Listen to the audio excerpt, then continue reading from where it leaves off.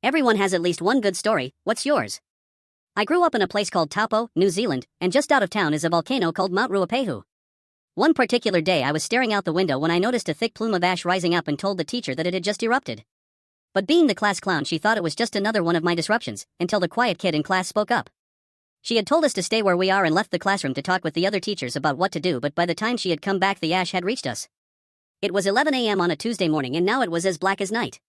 She then told us that if our parents usually pick us up then to wait in class, but if we lived close by then we could leave. My best friend lived just down the road and decided to grab our stuff and leave. I'll never forget the moment we opened the classroom door and stepped outside. Everything was covered in a thick coat of soot and ash and it was just so freaking dark, which made crossing the road scary as hell.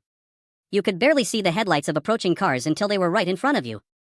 But thankfully it was the only road we had to cross on our walk home, and the rest of the way was through a gully that took us right to my backyard.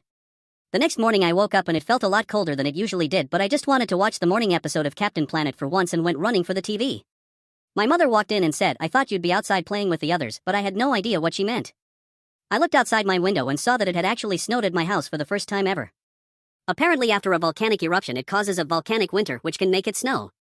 I had the longest driveway that went downhill, had a slight turn and went down even further into a cul-de-sac, so all the neighborhood kids came to play at my house to slide down my driveway.